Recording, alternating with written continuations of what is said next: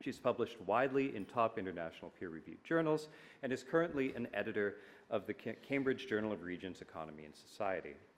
She's recently co-published a book on urban mobility, how the iPhone, COVID, and climate changed everything, and is working on a book contract with the University of Toronto Press on city foodscapes, innovation and creativity in the urban landscape. In addition to teaching and research, she's also served her university in capacity as Associate Vice Principal of Research and Associate Dean in the School of Graduate Studies. Dr. Donald is excited to be on research leave, as we all are when it happens, and is returning full-time to the field of regional studies at a time when regional futures are top of mind for so many. So, as a bit of a prefatory remark, I mean, Canada may feel distant from British and European concerns, but I would argue there's much for students of regional studies to learn. Canada is a crucial site of deglobalization and its political effects right now. You know, as a Canadian as well, I could say that our country is experiencing, as a result of Donald Trump's declaration of essentially economic war, the far-reaching effects on our politics, our governance, and our economic condition.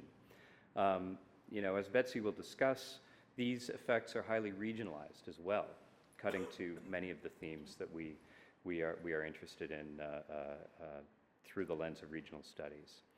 Canada was imagined and created by France and Britain as a colonial periphery. In the 20th century, the United States, 10 times Canada's size by population, has taken the place of Britain as our metropole. But Canada is within itself rife with core periphery relationships, and this crisis has laid bare submerged tensions and accentuated others. So I could say that Canadians are very upset at having been involuntarily Brexited from our own economy.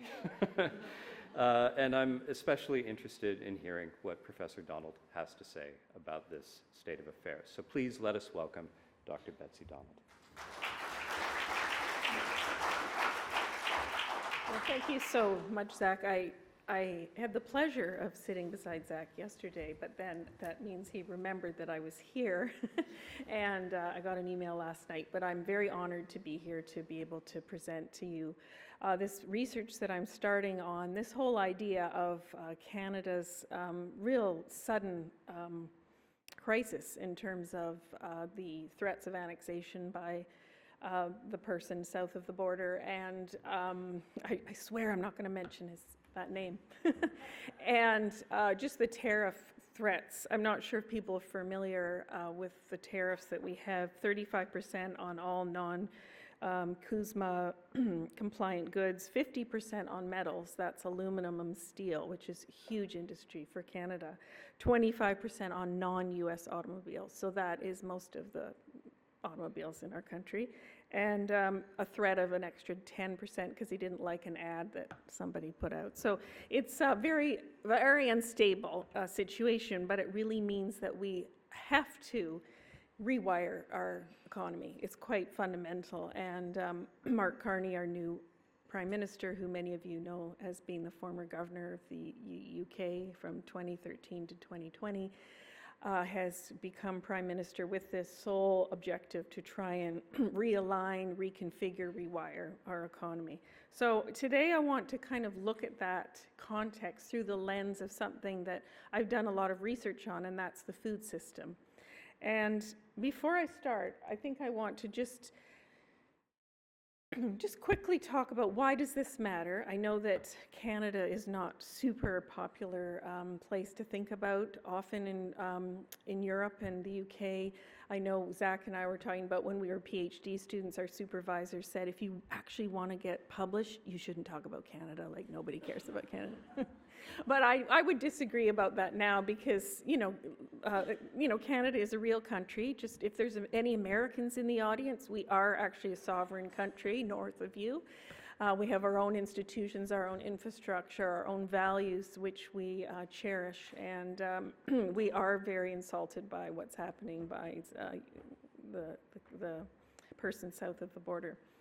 So why Canada? I've answered that, but why food? Well, food is I see some people in the audience who've done a lot of wonderful research on food. Food life cycle is characterized by extreme contradictions and dislocations. It's can be a political act. It also nourishes us. We are nothing without food. We actually produce 12 billion people's worth of food in a year, but we only have 8 billion people in the world.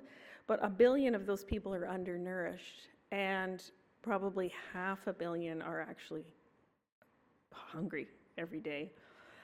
2 billion people are overweight. 700 million people are obese. So this is all complicated by climate change, tariff wars. So regionalism, re-regionalizing the food system. There's a huge role for regional strategies to increase universal access to food security and health, and to play a role in building up local infrastructure. Food builds regions, and regional policy makes food sustainable, can make food sustainable. No region in the world, with the exception of maybe 1 or 2 or countries, actually can sustain their entire food system locally. And of course, we know it's an incredibly export-oriented industry, it's incredibly globalized, and colonialization just further did those things. So of course, in Canada, our Indigenous communities used to have their own food systems, which were sadly violently eradicated during colonial periods.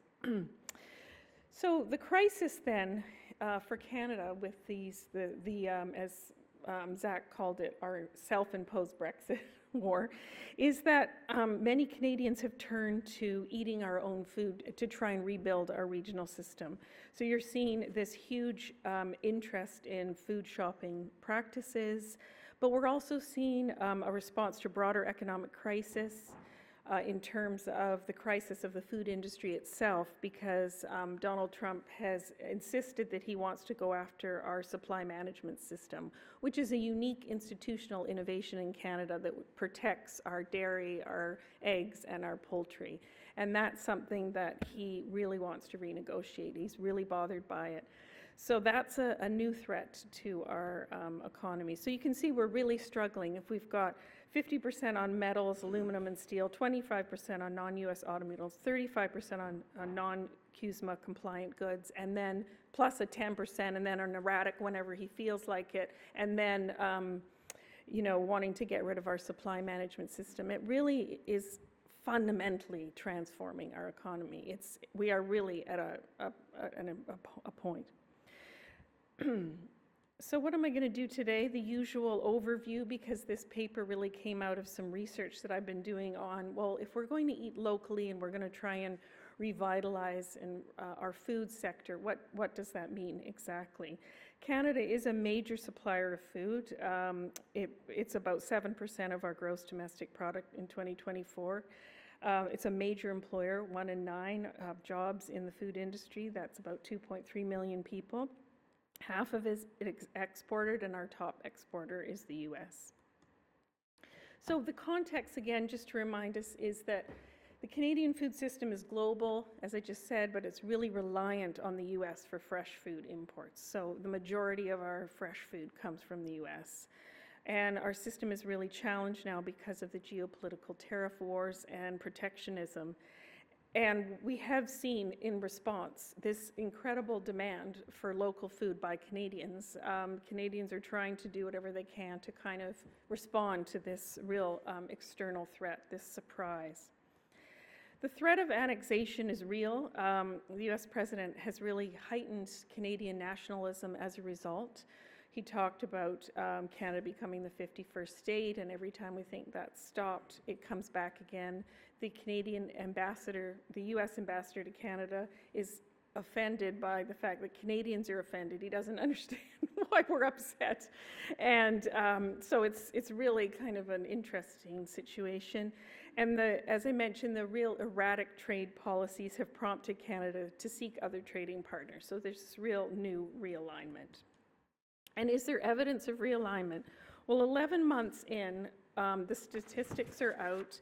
Canada travel to the US is down by 30% in 2025. So that means that There's billions of loss in the tourist sector south of the border.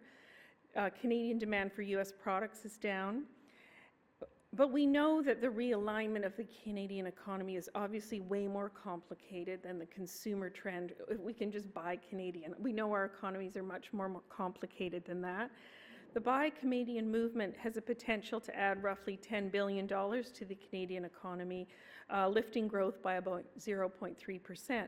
We know, and this is our economist prime minister talks about, is we have to do a lot of domestic economic realignment. We need to eliminate interprovincial trade barriers. We need to create infrastructure to orient exports to other markets. We need to reskill our labor. So these are like huge issues. And last week on November 4th, the Prime Minister released his first serious budget, and it's a really interesting budget because it really moves away from a 10-year decade of programming to one that's much more project-based. And these are big-scale, export-driven resource extraction projects. So I'm going to talk about that too, that it really shows how we're almost going back to our old roots as a nation. We talk a lot about the green transition and new skills and high value added, and those things are happening within the resource sector, but we're really going back to old resource extraction as a sort of economic strategy. Just to provide some mapping of Canada's food flows, there's these wonderful researchers out of UBC actually who've done this marvelous mapping, and what you can go on the website and you can see that they've taken every single commodity and traced it over time to show exactly where all the fruit and vegetables flow across space. So it's a real wonderful sort of geographical illustration. So here you can see avocado. You can pick any which one. But I think the point is that even historically, as you look at the trade flows, we used to be much more global, but we're actually becoming increasingly North American. So US supplies 67% of our vegetable imports and 36% of our fruit, and 90% of our lettuce comes from California. So what are the literatures that I was interested in looking at for this research? Well, I think we need to situate it within the broader Canadian political economy literature, and in particular the US relations. We have a history of branch plants and resource dependency. I think the innovation system literature and a lot of the work that we do in this room is very pertinent in terms of concepts like lock-in and path dependency. And finally, the food systems literature, which I've written a lot about, is really, I find it's very helpful to think about food in terms of multiple innovation systems, competing and cooperating systems, hybrid systems.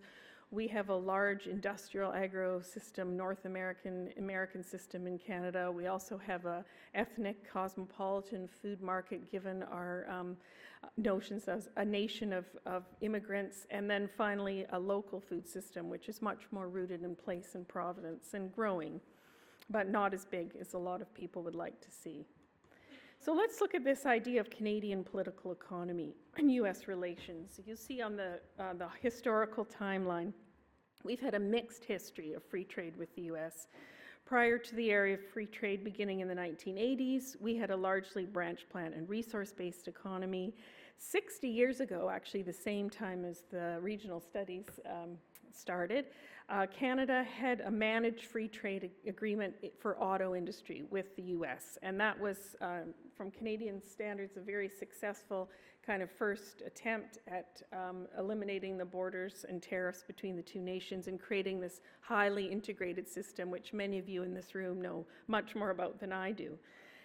And we know that free trade really accelerated Canada's integration into the North American supply chain and increased its economic reliance on US markets. So increasingly since 1989, we have systematically become increasingly integrated and independent to the point where 80% of our exports go to the US. We are so tied to the US culturally, politically, economically, socially. I remember actually in 1989, the first free trade agreement. That's the year I met my husband. We're still married, so that's a good sign. But I went into his house, and he had stacks of the free trade agreement, and they were all, with sticky notes. And I said, what's that? Oh, well, I ordered them all from the government, and anyone who will listen is going to hear from me that this was a really bad move for Canada, because we are going to become fully integrated in with the US, and we are going to be watering down our labor laws, our environmental standards. He's a lawyer. And, you know, all our sort of social norms that we value in Canada. And I just reminded of that because here we are, you know, years later, and I think that unfortunately, his kind of concern has become realized. So I want to just turn to how do we think about innovation in the food system. And I've written a lot about this, and years ago I wrote a paper with Alison Blais Palmer on the Tale of Three Tomatoes, Innovative and Creativity in the Food System. And I kind of revisited it. I went looking at it again because I thought, you know, I think this is a really helpful way to think about these multiple systems and how they complement each other, how they're very distinct. And it kind of helps us remind ourselves of how, depending on how you define innovation, depending on how you think about food innovation, it has a whole different policy set, a whole different set of infrastructure and regulation and regime, a whole different regime. And so, for example, if we look at the first one, obviously Campbell's tomato soup, that's the Andy Warhol, the famous silkscreen from the 1960s pop art. It really represents the American agro-industrial food system, which is the predominant food system in Canada. Under tariffs, we had an import industrial substitution policy, which meant that the branch plants, American branchwoods, would have to come to Canada to sell their goods. So we had a huge manufacturing cluster of firms like Campbell's, Kellogg's, Coca-Cola, Heinz, Kraft, all who came to Canada under those banners. And during free trade, many of those companies left due to corporate rationalization and technological change, lost a huge number of jobs in the 1990s. But the industry is still very prevalent. The policy structures, the infrastructure is still very much supports this form of innovation, this agro-industrial form. The second can represents Mr. Goudas, who is actually an immigrant from Greece who came to Canada in the 1960s. He was an engineer, and like a lot of immigrants who were highly educated, they couldn't crack the corporate, you know, white male-dominated system, so they created their own systems. He went into the food industry. He saw a huge opening in terms of the demand for all kinds of different foods, the demand for akis to bitter lemon to 20 kinds of beans. So he created his own food empire with 15 different languages on each can.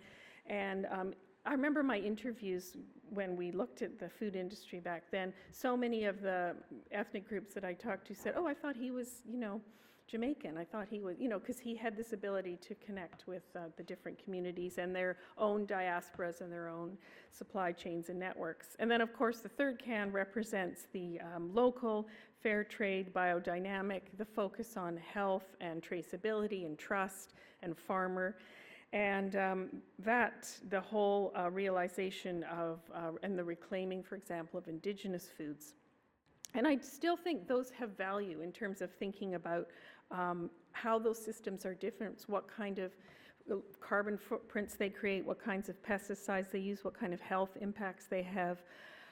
So those are all important in terms of framing what I'm interested in doing now.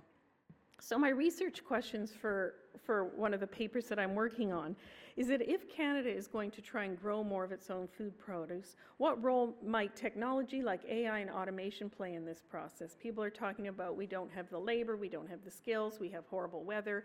You know, is there something we can do to try and figure out how to create our own food system? What role is it already playing, and what are some of the costs and benefits? And how can this case inform us about thinking about innovation systems in practice and multiple transitions?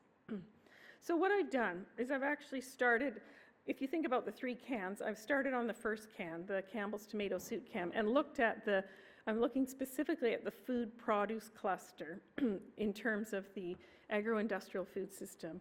I've looked at Stats Canada data. I've started interviews with a whole lot of farmers, growers, marketers. I'm mapping out the clusters, and I've been attending trade shows, which I think is a methodology, as Harold Bothell will talk about, is really, really effective, because so many of these people, when you're at a trade show, they're captive audience. They're just standing at their booth, and you can really talk to a lot of different people in a quick amount of time.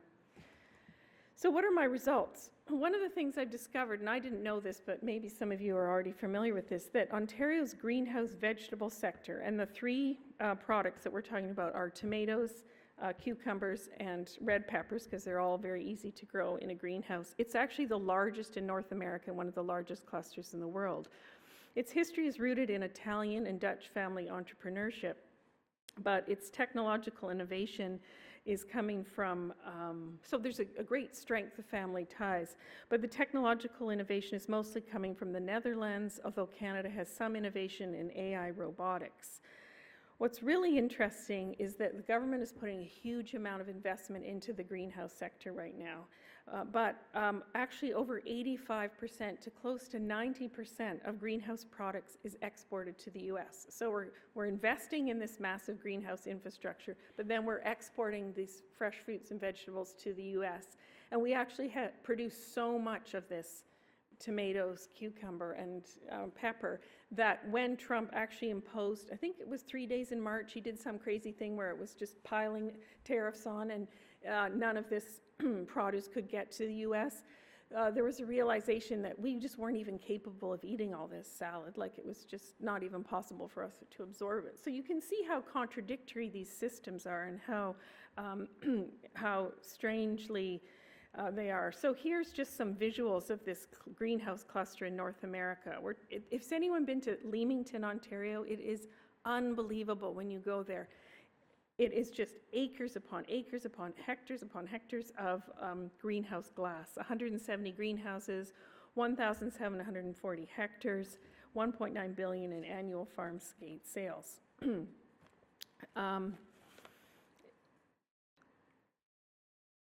It employs 35,000 directly, and it's incredibly energy intensive. A lot of it is, that's one of the big challenges, is how are you going to continue to keep this running 12 months of the year? I'm also looking at a case study of Haven Greens, which is a local company that is very capital intensive, because they basically imported all the technology from Finland. Finland is really known for growing green lettuce through machine grown, but this is seen as one of the ways in which Canada could perhaps cut reliance on US green, and this farmer is betting on it. What's really interesting is a lot of these farmers that I've been interviewing are starting to experiment with predictive analytics through AI. They're also using AI for energy optimization. There's some work with Google spin-off Hertable to try and optimize the best vegetable varieties, so creating programmable plants. And I think this is a really interesting development, because Canada has, I realized I kind of breezed through the political economy section, but just to remind us, as Zack has mentioned, Canada is historically been very hampered in terms of high value-added technology economic development. So we're heavily dependent on resources and export-based economy. And there's always been a lot of hand-wringing about how we basically have created the conditions to be ensnared, as Harold Innis would say, in a staples trap. So we've got the infrastructure, the institutions, the labor, the class structure to really become so dependent on exports and raw extraction that we can't develop into higher value-added technological development. And so 20 years ago, the government poured millions and millions of dollars into AI research, for example, to the point where U of T's Jeffrey Hinton won the Nobel Prize. Like, we have incredible strength in AI research, but we can't seem to commercialize it. We can't seem to scale it up. So again, most of the talent has gone to the US, and most of the US companies are now coming back to Canada to build super data centers and things like that. So my findings so far I think the old trading relationship is older. I mean, that's something that Mark Carney has mentioned. There really is an orientation of Canada away from the US, but the challenge is, of course, so many of our systems and our sectors are just so fully integrated, and the food system is one example of that. There is some hype that new technology like AI and automation will save the day for Canadian-produced food, but there's really many concerns in terms of creating new dependencies and costs. So, for example, there's incredibly slow adoption in terms of AI. We're not as fast as other places. People are concerned about cybersecurity ownership. Because we have our cybersecurity laws are 25 years old, they're completely out of date, we haven't invested in any of that. Canadians in general are very reluctant to embrace new technology compared to our competitors. So that's another challenge as well. There's also concerns about creating software as service contracts where farmers become dependent on these companies for their AI to predictive technology, which raises questions about, are we replacing one input with another? And is some of this stuff just a solution looking for a problem? There was some discussion in these findings about excitement around, well, we could have AI data centers and then we could put greenhouses next to them where we could capture the heat from the AI data center and create greenhouses. And there was some discussion when I was at this conference about that. And then one of the farmers just got up and said, this is ridiculous. Like, this is so complicated. This is so incredibly complicated. The energies they have this is creating such a fragile system. And aren't we just eating food? Like, that's kind of getting to the point. So he actually made this point. I fundamentally got into the food industry because I love thinking and working with food. Food is at the core of humanity. It is at the crossroads of what makes us human. Like, why are we creating these incredibly complex systems just to eat? And someone else went on to say that too. We do have to ask whether some of these systems we are creating are just too complex and fragile. We are witnessing, what are we ultimately creating? Let's not forget, we are about growing food first. So some reflections then, just to wrap up this talk, and we can get into some food conversation, is that there is no question that our reliance on the US is undeniable, but I think we have to work extremely hard to reduce our dependency on a single trading partner and develop our own resilience in all industries and in the food sector in particular. Our food is actually known for high quality, reliability, and safety. We have higher standards than the US in terms of the treatment of animals and labor standards and environmental standards. It really raises questions about the role that food re-regionalization can play in trying to rebuild a local regional food production system that really puts Canada first and long-term capacity for food to feed our population. I think there's a lot of questions that this research so far has raised in terms of technology becoming more integrated. We need to pay attention to dependency and lock-in, especially around, as I mentioned, software as service contracts and cybersecurity. And real questions arise as to how tacit farm knowledge will be codified entirely with AI. Like, when you meet these farmers and people that have been working in the industry, they have years and years and years of tacit knowledge about plants. And I wonder to what extent any of this can entirely be codified with AI, and is that what we want? What is the value of the human experience in these new AI and automated processes? And finally, to step back and think about regional studies and this process of truly rewiring the regional economy in Canada. I would argue, just to wrap up, that food is a great lens to examine these profound questions about regional rewiring in an age of US protectionism. We're not just looking at consumerism and food practices, but also the food production, distribution, and the food industry's examination in the story. I think that food regionalization can become a more sustainable and alternative pathway for growth, but we need to commit to rebuilding our local and regional food production, processing, storage, and distribution infrastructure so that Canada can have reliable, long-term capacity to feed our population. And I think this is where regional studies just steps right in there. It can insert itself in at this very powerful moment in Canada where we're trying to figure out how to rewire and realign our economy. I think the regional studies lens can really help us unpack these complex questions and provide meaningful solutions in a time of profound geopolitical crisis and change. And I want to thank you for your attention, and I look forward to discussion.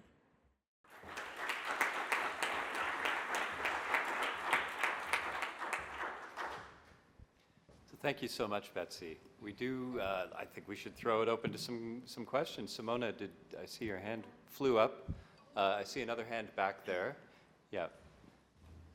Thank you very, very much, Betsy. This is really interesting, and obviously we are all under threat. Now, the guy that you didn't mention on the other side of the border is actually suing California. So, I mean, we are at the stage where he's suing its own country. So, but I was wondering, in all this, and there are too many insights to comment on everything, but North America and the NAFTA and subsequent trade agreement has 3 countries.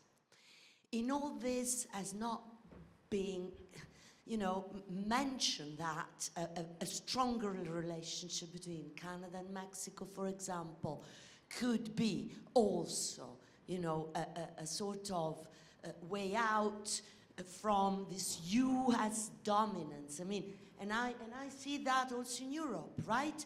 We are all concerned and going after Trump. There are other continents, and also, as I was saying also in this conference, we are also talking about decoupling from Asia, which is a crazy idea. Why we are all so mentally dependent? Maybe this, in the tragedy for humanity that it is, particularly for American people that are not aligned, as we have seen, can be an opportunity maybe to create a new world order where there are multiple players and not a sort of Marshallian plan syndrome that is stuck there, at least for Europeans. Thank you very much. Thank you so much. I agree. I think that I mentioned that Canada's trying desperately to reorient itself and find new trading partners, and certainly there's a lot of conversation with Mexico. And I would happily, that's probably a next stage in this work. It's kind of ongoing and changing every day. But I think that to look exactly at where are the relationships and where are we, where can we build those relationships with partners. And I do think actually our new Prime Minister is working hard. He's all over the map trying to build new relationships. Hi.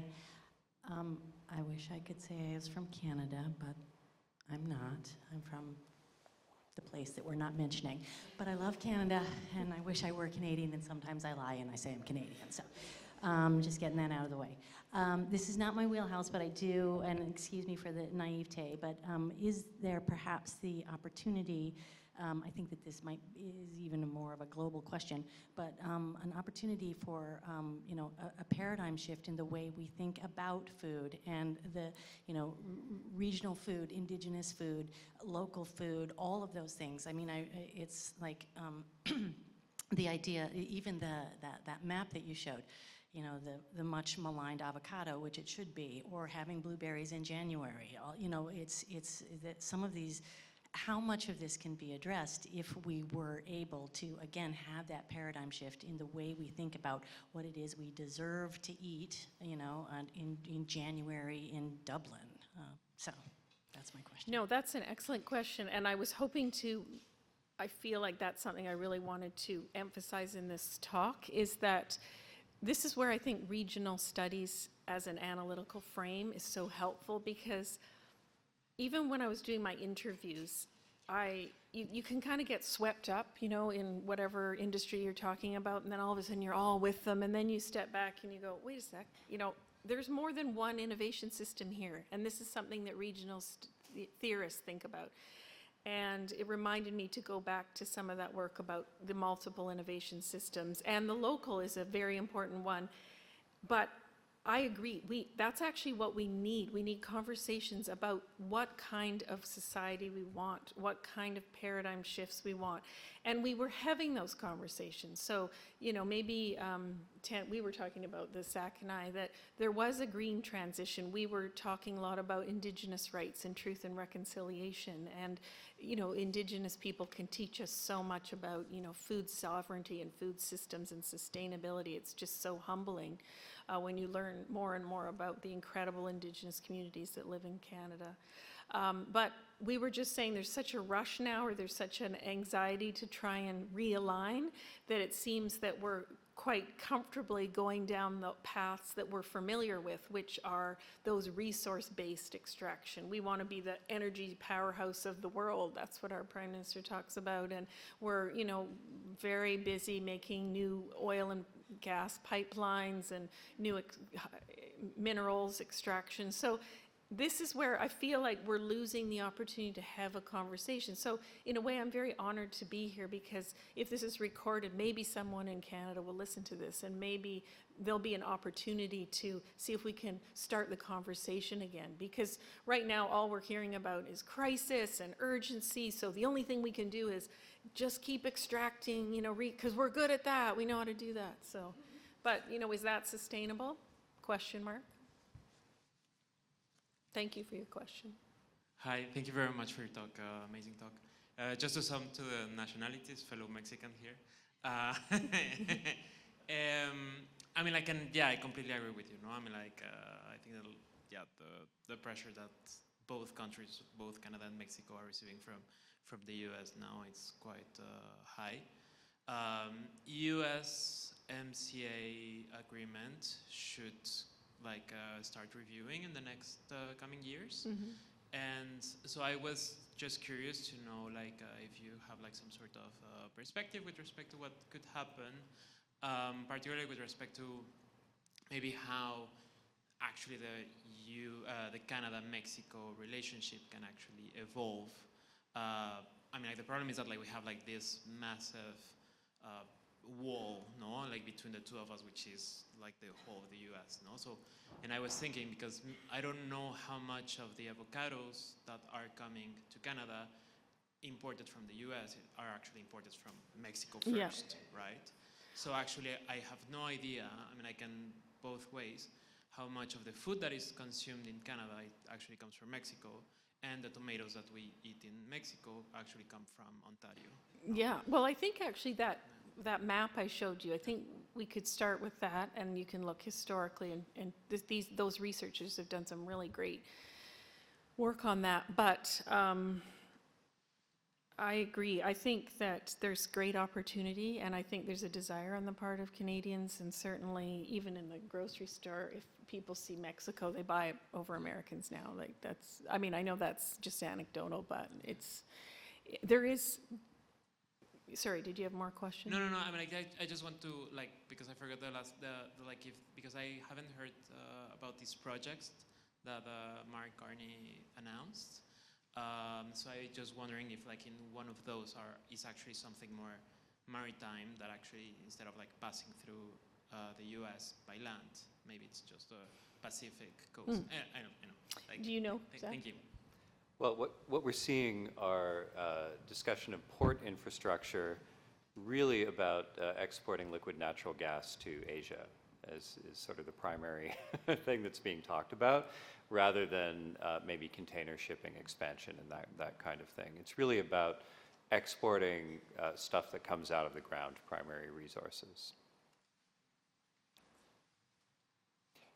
Do we have another? Mm-hmm. Yeah. Sorry. Thank you so much for the great presentation. I'm an internal optimist, so I was wondering, when 2028 comes around, are we going to see perhaps different government, south of your border, and then would relationships go back to what it was in the past, or do you think that this is a cutoff point, that it's a turning point? It's never going to be the same again, and therefore it's going to be a long-term change. Thank you. No, it's a really good question, and we're so culturally integrated. We all have friends and family that live in the U.S. and we go back and forth, but Our businesses are fully integrated. I think it depends what we'll see in the next few years, especially you think about the auto industry collapse is going to be devastating for Ontario. The steel collapse in Quebec, the forestry collapse. If these things actually, I mean, it's looking that way every day, every week. There's a closure of an auto plant, and Trump has said explicitly he wants those plants in the U.S. So we are in a very crucial point to realign and refocus and reconfigure, rewire our economy. It's quite serious. Also, in the context of incredibly low productivity, we're trying to adopt AI. We're trying to, shrink the public service. There's so much going on, and it's all feels very fragile because if we dip into a recession, it's going to just create this huge mess. So I think if we're successful at doing this, then we've learned a lesson that a lot of us would argue we needed to do this anyway. It's not good to be dependent on one nation, one other nation. Makes you too vulnerable to shocks, any kind of shock. So I think it's healthier to diversify and to sort of, Zack and I were talking earlier, we're a bit concerned that we're kind of ensnared in the staples and resource trap, and we don't have the time to have the more fundamental conversations about how to build out a more high value added, high wage, environmentally sustainable economy. It just feels so rushed. But I'm optimistic too. I'm optimistic that it's this is why, this is regional futures. And I'm optimistic that, you really see how important these regional policy issues are and how the regional lens is so important to kind of helping us to solve these very real problems.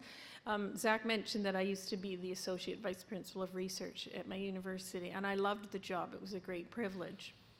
One of the things I loved about was reading everybody's research across the university. So I got to, read people doing work on small modular reactors to religion to cancer.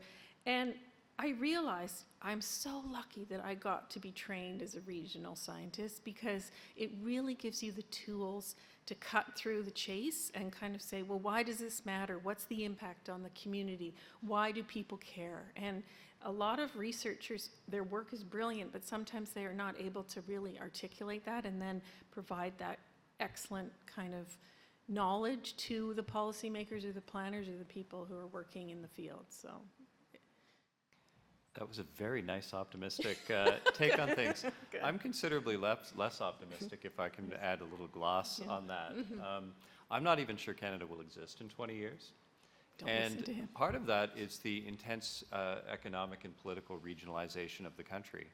And what this crisis has revealed is the kind of interest wedges that can emerge between regions in a very territorially extensive and sparsely populated country. And so and a federal country. So we have, provincial leaders in the west of the country basically cutting special deals with the United States for their commodity exports, while central Canadian industry is hollowed out. Our post-industrial future is actually a primary sector future rather than a tertiary sector future, and I think that's really quite frightening for people like us who live in cities and sort of imagine ourselves living in a tertiary, quaternary sector life, right? Although, we know that, we were talking about this before, that these sectors need banking. And even today, when you look at the largest sector on the Toronto stock market is the mining industry. That's our expertise, world expertise in mining. So we do need the tertiary industries to support this export. And can we do it sustainably? Can we use technology better? Can we have a green transition, resource-based economy? Question mark. Culturally appropriate. So, I don't know. Let's try and be a little bit more optimistic. I see a hand up there. Oh, sorry. So my question kind of taps into a previous question as well as... I'm sorry, a bit louder, please, if you Sure. could. Yeah. So my question taps into a previous question and also to this, what you stated, asking what is how can we understand the value of food, the commercial value of food? And I'm kind of thinking about the case of France, that has very regional protective distinctions of what constitutes whatever, champagne or all kinds of specific cheeses that assigns heritage value and regional traditions that go beyond technologies and just manufacturing, introducing quality and specialty to food, which just makes the product super more expensive than just, cheese. And so how could this involve explorations of Canadian food cultures and know-how and production know-how and in cultivating this? Thank you so much for that excellent question. I wish I'd had time to really dive more deeply into that, but yes, I mean, I think that the Canadian local food movement that's very focused on provenance and soil quality and biodynamics and culture.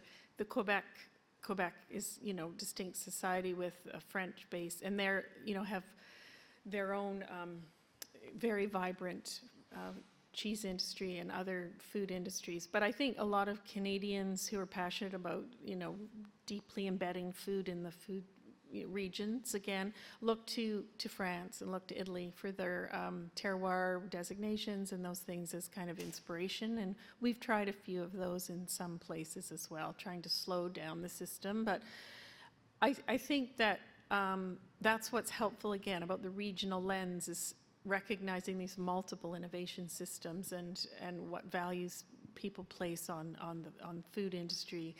It's more than just a transaction. It's more than just the logic of profit, but it's deeply embedded in, history, culture, geography.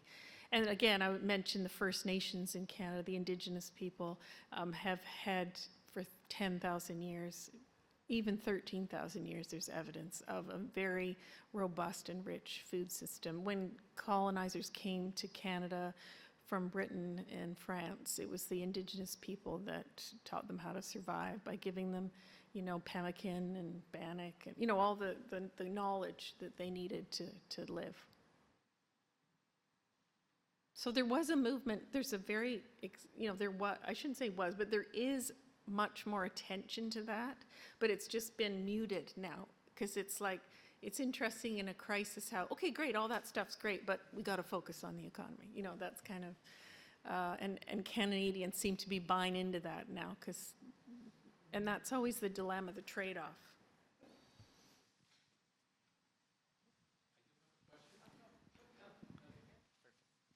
Well, thank you so much for such an interesting presentation. I would like to have, if possible, your take on what would be the best way of transitioning to that economy of value-added, products. Especially, I come from Chile, so Chile relies a lot on mining industry and food as well.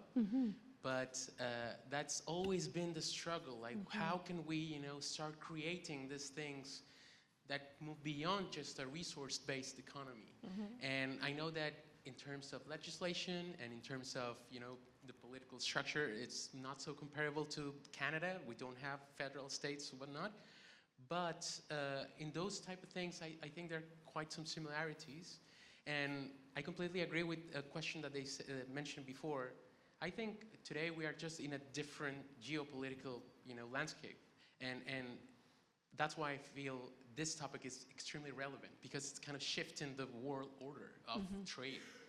So what would be the next step or the best way to kind of shift towards that? Thank you. That's an excellent question, and I think that's why I love this conference. So, and this is what we're all about, isn't it? We're really trying to figure out what is the best way forward. And I mean, part of me thinks that language is a huge challenge for Canada. But I don't know as much as I want to know about the Quebec's position in Canada, because Quebecers, of course, because of their French language, they have actually been able to build a much more high value added, socially successful kind of innovation system than other parts of Canada. But I don't know if there's any Quebecers here who would want to kind of weigh in and give me some good reasons for that. But I'm always struck by their more socially aware. There's a lot of very innovative, very entrepreneurial, but they have the protection of their language partly to allow them to do small scale ups and small commercialization. So one of our big challenges, of course, as I mentioned, even with the AI example, we as a society decided to pour one of the only countries, millions into AI research to the point where we won the Nobel Prize.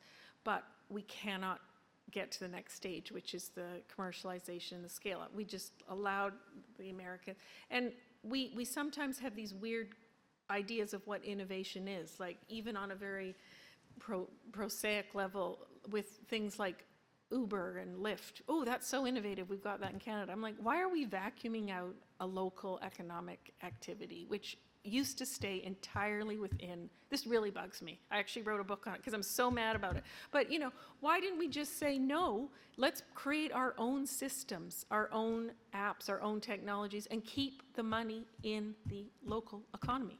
Like, that is stupid. Sorry, but I just get so mad about those things. Like, and we go, oh, we're so innovative, we're using these apps, but we're using Airbnb, we're using all these American apps all the time and bleeding money out of the country. Sorry, that was a rant, but don't use those apps. Sorry, you can see how we're. Do we have any other questions? I think this gets to very fundamental questions about globalization and deglobalization, right? The sort of the positive side of nationalization and national protection, but also the negative side, right? We've worked under this assumption of reaping the benefits of comparative advantage on a global scale, and now we're running headlong in the other direction, and we don't know how those costs will be apportioned regionally, across different classes of people in different locations. And certainly, again, in a very regionalized country, divided by language, divided by economic base, with vast distances separating settlements, where will all this lead? I don't know. I hope other people find it interesting beyond those of us at home. There was one question that was raised earlier about what, will the Democrats get back in 2028 and everything will go back to normal? I don't think it will, because I think what will happen before then is, the successor to the North American Free Trade Agreement will probably have ceased to exist by then, right? Trump is reopening it in a matter of months, and I think the intention is just to not have it anymore because it constrains his tariffing ability, right, and room to maneuver. And I think creating something new like that is unlikely. I think the conjuncture of bipartisan political support for a comprehensive managed trade regime in North America no longer exists in the United States among Democrats or Republicans, and nothing will replace it. Also, I think Democrats have sort of rediscovered their protectionist selves, right, after a period of being free traders. So, yeah, back to your question there. We have a hand. Yeah. Thank you so much for this topic and for closing the entire meeting with something that's so immediate and lived and relevant to all of us, I think. I am from that nation to the south of Canada that shall not be named, and am devastated, as many of my fellow Americans are. And it's led me to feel a little bit more urgent and kind of big picture thinking than maybe I would have otherwise. There was a scholar here who gave a presentation that started to use the term social ecology, and I was delighted because I was trained in an academic field of social ecology, which is interdisciplinary social science, human-environment relations. But there's another social ecology that's associated with a guy named Murray Bookchin, and it's very anarchist, it's very focused on bioregions, direct democracy, a kind of throwing caution to the wind and really kind of claiming a region as something that is deeply human and immediate. And so I'm just curious how you feel about like the rewiring the region. How far might we have to be willing to go? And are we ready and willing to have a conversation about that politically and in terms of like ecosystems and bioregions? Yeah, thanks for that comment. I'm familiar with his work, and I think that all options should be on the table, and I think that's another really important dimension to all of this, and learning, that we're all learning, is that we need to talk to people that we don't agree with. We need to open our minds to multiple ways of thinking and doing, and having the opportunity to really explore what a new paradigm shift is, or what a new ecology is. I don't know why I thought of this, but I don't know why, but this clip of Eric Trump talking about his new book, and he said, my father taught us, 2 things or 3 things. Don't smoke, don't drink, whatever. Do not trust anybody. I was like, what kind of teaching is that? You're teaching your kids not to trust, but then I've been thinking a lot about it, because I was like, well, that's it.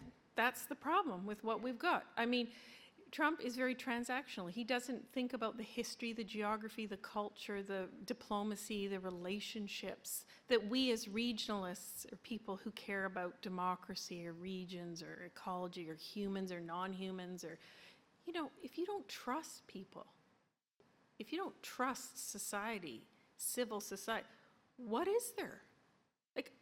To me, that is the fundamental problem. And I got thinking about that a lot, because I've been reading a lot about the history of the industrial food system, and how it was really not, it was about, it wasn't founded on trust. In fact, it was founded on fear, and it was founded on the fact that people would get sick, and because the food was bad, and, so it's almost a very interesting phenomenon.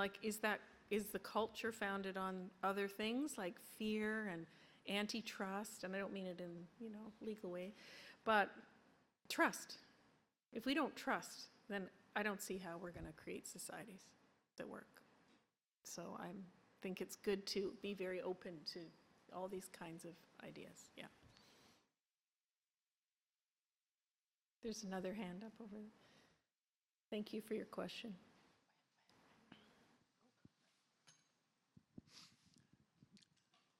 Yeah, I just thought it was important to also bring up the inflation and rising costs, and obviously this rewiring, I would expect to come with additional costs, either in terms of the actual price or accepting less variety of food, and you could say the same for many other sectors. So de-globalizing, it seems like we would have to get used to having less choices, and how do you sell that to people? Absolutely. No, I think that is true, and we're already seeing that, especially with the tariffs. We have less cost. We have less choice. Things are expensive, more expensive. It's not, I can totally see the value of a free global system. It's kind of easy. I can see a lot of the positives that we had running up to it. A lot of us benefited from it. But that seems to not be where we are right now. We're definitely in a highly volatile geopolitical system that is not too many of our asking.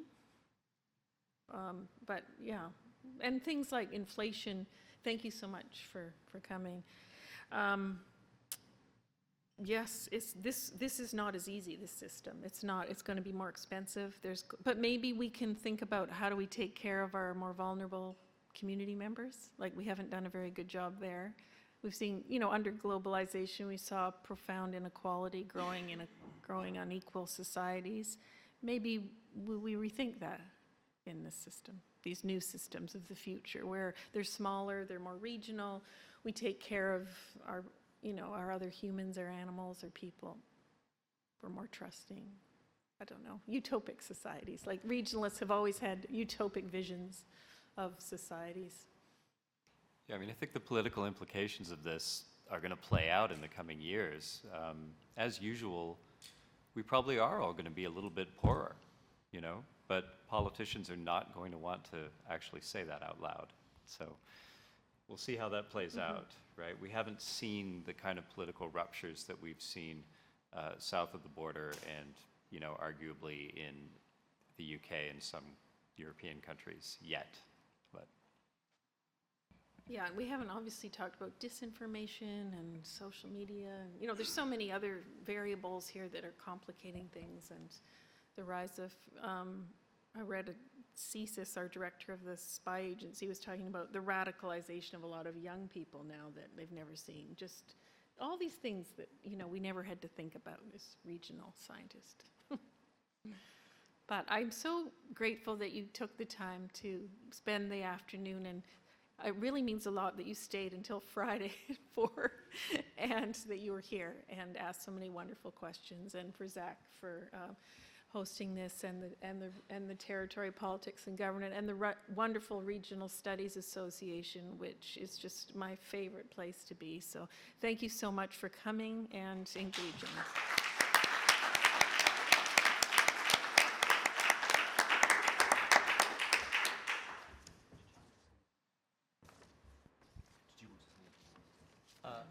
No, we'll pass it over to Alan Kinder, who's the Chief Executive of the RSA. Thank you all for coming. Well, firstly, just to give our thanks to Zack and to Betsy for a really wonderful session. If you've heard me make closing remarks before, then you know it's going to be succinct, so don't worry, we're nearly there. We've been around, as you can see from the banner behind me, for 60 years, but this has been the inaugural Regional Futures Conference. And as Betsy said a few moments ago, I guess we're all trying to figure out what's best to do next. So, if nothing else, I hope that over the last couple of days, this conference has, in some small measure, helped you to think about what's best to do next. Sometimes at the end of these conferences, I regale the audience with lots of large numbers about how many papers and how many people and so on and so forth. I'm not going to take a quantitative approach this time. Earlier I was talking to Christina, who's here in the audience, asking her how the conference had been. For her, and I hope it's okay to quote you on this, Christina, she said, it feels like the whole of the world has come to London. And it does feel that way. It feels like we've brought together people with such range of backgrounds and expertise and perspectives. And you're very welcome, all of you, and what you've brought to this conference. Conferences are about conferring, the clue's in the name, but they're also about building relationships, and they're about the exchange of ideas. And building relationships and exchanging ideas to this level of intensity over a few days has been absolutely exhilarating. It's also quite tiring, isn't it, at the end? So if you're about to make a long journey home, or even a short one, and you feel quite exhausted, that's a good thing. It's a sign of success. The last thing I wanted to say, really, before wishing you well, is that I'm very conscious and very pleased and proud as well that we all know that the ideas that we've been talking about the last few days, including those of the last hour or so, aren't going to finish here. Is those ripples that will spread out over time. And I look forward to hearing more about these conversations in future RSA conferences, in journals. Alex is sitting here, so I'll mention blogs, I'll mention e-zine, conversations networks. You know how it works. Let's carry on talking. And I'm sure together we will figure out the best way of moving forward into the future. Travel safely, travel well. Thank you ever so much for coming. And thanks again to Betsy and to Zack. Super session. So let's give them a round of applause.